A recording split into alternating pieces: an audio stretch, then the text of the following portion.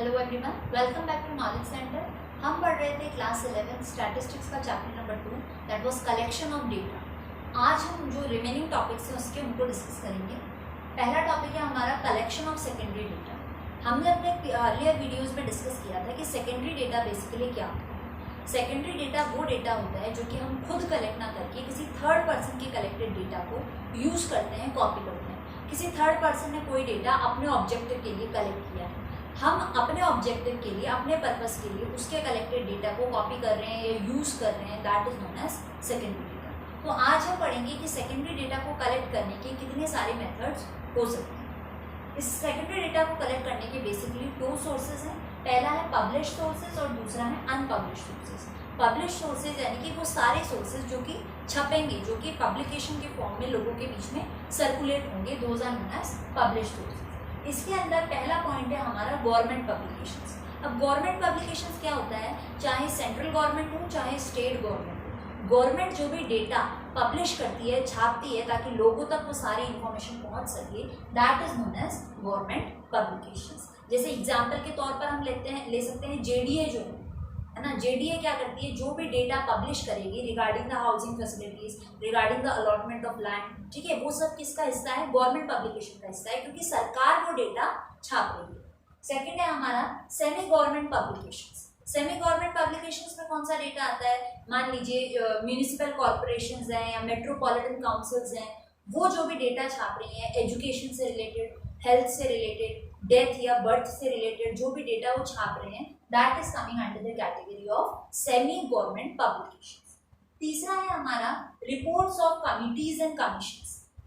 अब कई बार क्या होता है, सरकार ने या कोर्ट ने कई तरह की जो है कमिटीज बना रखी है, कई तरह की कमीशंस बना रखी हैं, और उनका जो है पर्टिकुलर एक काम उन्हें दे दिया जाता है। उस काम से रिलेटेड जितना भी डेटा होता है वही पब्लिश करते हैं, उस काम से रिलेटेड जितना भी वर्क होता है वो ही कमिटी, वो ही समिति, वो ही संघ करते हैं। जैसे हमारे इंडिया में प्लानिंग कमीशन है, फाइनेंस कमीशन है, ओके। तो ये कमीशंस क्या करती है भाई, जैसे फाइनेंस कमीशन है, ठीक है, इनको वर्क दे दिया है रिगार्डिंग फाइनेंस। अब फाइनेंस से रिलेटेड जो भी होगा कि भाई फंड्स कहाँ से अरेंज करने हैं, कहाँ से अलॉट करने हैं, किस तरह फंड्स को यूज करना है, वो सारा काम ये कमीशन ही देखेगी। तो ये कमीशन अब अपना जो भी डेटा पब्लिश करती है, that is known as data through committees and commissions. जैसे अपने इंडिया में एक प्लानिंग कमीशन है, ठीक है, जो क्या करती है, प्लानिंग करती है 5 ईयर प्लान्स के लिए, किस तरह से प्लानिंग होगा, किस तरीके से हमारे प्लान्स और पॉलिसीज फ्रेम आउट होंगे, ये काम वो कमीशन करती है। तो अब ये प्लानिंग कमीशन जो भी डेटा पब्लिश करेगी वो डेटा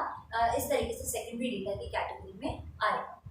नेक्स्ट है हमारा publications of trade associations.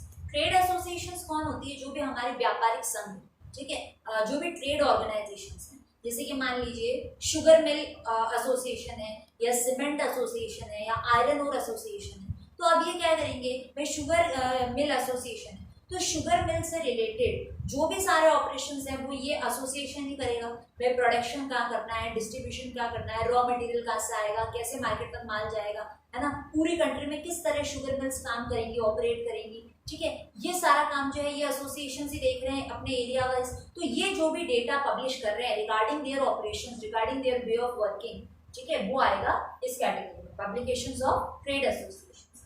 After that publications of research institutions. कुछ पर्टिकुलर ऑर्गेनाइजेशंस होते हैं, इंस्टीट्यूशंस होते हैं जिनके अंदर रिसर्च का काम चलता है, ठीक है, कि आने वाले फ्यूचर में किस तरह किसी भी सेक्टर में डेवलपमेंट हुआ, इसके लिए साइंटिस्ट जो हैं, स्कॉलर्स जो हैं, वो रिसर्च करने का काम करते हैं, ओके। तो यहाँ पर उनकी रिसर्च से रिलेटेड जो भी डेटा पब्लिश हो रहा है, that is known as data या पब्लिकेशंस ऑफ रिसर्च इंस्टीट्यूशंस। मान लीजिए नासा के अंदर जो हमारा स्पेस सेंटर है, उसके अंदर जो है सैटेलाइट से रिलेटेड या प्लैनेट से रिलेटेड जो भी रिसर्च वर्क चलता है कि भाई किस तरह नए नए सैटेलाइट बनेंगे, कैसे हमारा अगला ऑपरेशन क्या होगा, तो वो लोग अपनी रिसर्च से रिलेटेड जो भी डेटा पब्लिश कर रहे हैं, such that is an example of secondary data. After that journals and papers. हम देखते हैं कई सारे मार्केट में कई सारे जर्नल्स निकलते हैं, इकोनॉमिक्स से रिलेटेड, कॉमर्स से रिलेटेड कई सारे पेपर्स निकलते हैं। जो आपका एक नॉर्मल न्यूज़पेपर है जो हर घर में जाता है, वो भी इसी का एग्जांपल है, जर्नल्स एंड पेपर्स। उसके अंदर वैरायटी ऑफ डेटा आपको देखने को मिलेगा, किसी भी डेटा को आप यूज कर सकते हो अपने पर्पस के लिए, ओके। तो ये भी क्या है, एक एग्जांपल ऑफ सेकेंडरी डेटा है। After that publications of research scholars.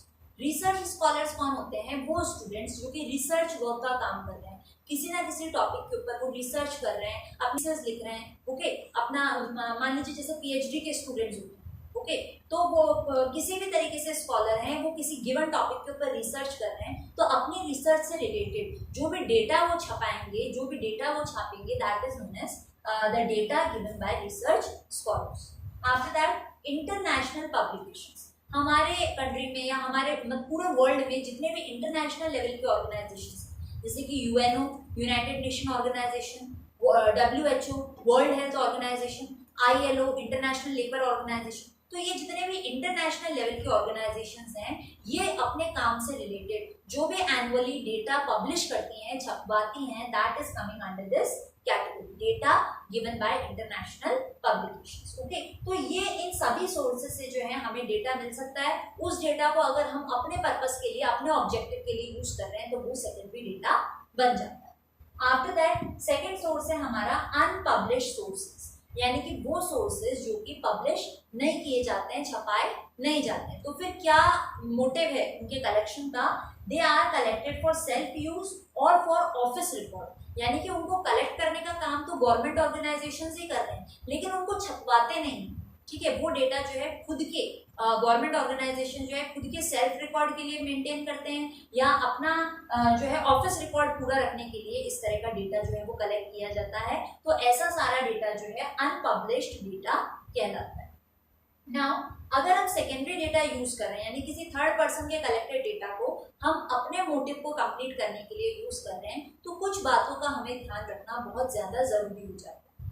पहला है रिलायबिलिटी ऑफ डेटा, यानी कि हमें ये चीज अश्योर कर लेनी चाहिए, ये चीज चेक कर लेनी चाहिए कि जो भी डेटा हम सेकेंडरी डेटा जो भी हम यूज कर रहे हैं, किसी थर्ड पर्सन का कलेक्टेड डेटा जो हम यूज कर रहे हैं, वो रिलायबल है भी या नहीं, मीन्स हम उस पर भरोसा कर भी सकते हैं या नहीं कि भाई ये डेटा सही भी है या नहीं, ठीक है। मान लीजिए जो भी थर्ड पर्सन था जिसने कलेक्ट किया, उसने पार्शियल होकर या बायस होकर वो डेटा लिख दिया है, ठीक है। तो जो डेटा है आपका रिलायबल होना चाहिए, भरोसेमंद होना चाहिए। अगर डेटा ही भरोसेमंद नहीं है तो हम उससे जो कंक्लूजन ड्रॉ करेंगे वो भी रिलायबल नहीं माना जा सकता, ठीक है। सेकेंड है सूटेबिलिटी ऑफ डेटा, भाई हमें ये अश्योर करना है, ये चेक करना है कि डेटा हमारे ऑब्जेक्टिव के हिसाब से सूटेबल भी है या नहीं। थर्ड पर्सन ने कलेक्ट किया है, उसका कुछ और ऑब्जेक्टिव रहा होगा, हमारा ऑब्जेक्टिव कुछ और है, तो हमारे ऑब्जेक्टिव के अकॉर्डिंग, हमारे ऑब्जेक्टिव को माइंड में रखते हुए वो डेटा सही है या नहीं, ये भी पहले हमें चेक कर लेना चाहिए। थर्ड पॉइंट है adequacy of data. Adequacy of data मतलब क्या होता है कि आपने जो भी डेटा कलेक्ट किया है वो किस एक्सटेंट तक, किस हद तक सही है, ठीक है। हमारे मोटिव को ध्यान में रखते हुए वो डेटा यूजफुल भी है या नहीं, हमारा ऑब्जेक्टिव कहाँ तक पूरा हो रहा है, डेटा सही भी कलेक्ट हुआ या नहीं कलेक्ट हुआ, ठीक है। ये सारी बातें जो है हमें ध्यान में रखनी है अगर हम सेकेंडरी डेटा के यूजर हैं, यानी कि किसी थर्ड पर्सन के कलेक्टेड डेटा को हम यूज करने वाले हैं। ये हमने आज पढ़ा about the publish sources of secondary data and unpublish sources. इसके अलावा दो और इम्पोर्टेंट सोर्सेज हैं जो कि हम यूज करते हैं। पहला है census of India. Census of India क्या है? सेंसस ऑफ इंडिया एक तरह का सर्वे होता है जो कि हमारी गवर्नमेंट हर 10 साल में करती है।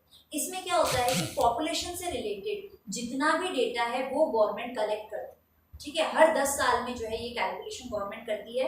इसमें जो है जेंडर रेशियो या लिटरेसी या डेंसिटी ऑफ पॉपुलेशन, इस तरह का डेटा जो है हमें देखने को मिलता है and that can easily serve as a secondary data, because उस डेटा में से जो गवर्नमेंट ने कलेक्ट किया है उसको हम अपने पर्पस के लिए आसानी से यूज कर सकते हैं। और क्योंकि ये गवर्नमेंट ऑर्गेनाइजेशंस ने कलेक्ट किया है तो ये बहुत ज्यादा 100% रिलायबल और एक्यूरेट मानकर हम इसको यूज कर सकते हैं। सेकेंड है हमारा reports and publications of NSSO. NSSO क्या है? National Sample Survey Organisation, okay. अब एनएसएसओ क्या करता है? ये एक तरह का गवर्नमेंट ऑर्गेनाइजेशन है जो कि सर्वे करता है, पीरियोडिकली रेगुलरली सर्वे करता है और कई तरह का डेटा जो है वो कलेक्ट करता है और उसे पब्लिश भी करता है। कई तरह की रिपोर्ट्स जो है एनएसएसओ निकालता है और कई तरह का डेटा भी जो है पब्लिश करता है। इनके कई सारे पेपर्स आते हैं, जर्नल्स आती है। एक क्वार्टरली जर्नल निकलती है एनएसएसओ की सर्वेक्षण के नाम से, जो कि बहुत ज्यादा पॉपुलर है। अब इसमें किस तरह का डेटा जो है एनएसएसओ कलेक्ट करता है? भाई एम्प्लॉयमेंट से रिगार्डिंग डेटा है कि भाई इंडिया में एम्प्लॉयमेंट का क्या स्टेटस है और अनएम्प्लॉयमेंट का क्या स्टेटस है। हाउसिंग फैसिलिटीज कितने लोगों के पास है नहीं है, एजुकेशन का क्या सिनेरियो है, कौन से एरिया में कितने स्कूल्स हैं कितने नहीं है, और भी जो भी हमारी बेसिक फैसिलिटीज है, हाउस होल्ड सेक्टर है उसका इनकम के क्या क्या सोर्सेज हैं, भाई किसी पर्टिकुलर एरिया में लोगों के सोर्स ऑफ अर्निंग क्या क्या है, ठीक है। तो ये अलग अलग एरिया वाइज जा जाके सर्वे करते हैं और उस अकॉर्डिंग डेटा कलेक्ट करते हैं, फिर उस डेटा को पब्लिश करते हैं, ठीक है। तो क्योंकि ये डेटा एक गवर्नमेंट डिपार्टमेंट, एक गवर्नमेंट ऑर्गेनाइजेशन कलेक्ट कर रहा है, तो हम आसानी से इस पर रिलाई करते हुए और इसको एक्यूरेट मानते हुए, ऑथेंटिक मानते हुए इसको यूज कर सकते हैं, और ये डेटा हमारे लिए सेकेंडरी डेटा का फॉर्म ले सकता है और हम इसे यूज कर सकते हैं। So this was all regarding the collection of secondary data. हमने आज पढ़ा about publish sources and unpublish sources, other important sources, और साथ ही साथ हमने देखा कि क्या क्या चीजें हमें चेक करनी चाहिए, माइंड में रखनी चाहिए if we are a secondary data user. So this was all regarding the second chapter of statistics, collection of data. From the next video onwards, we will start with the third chapter. Thank you for watching.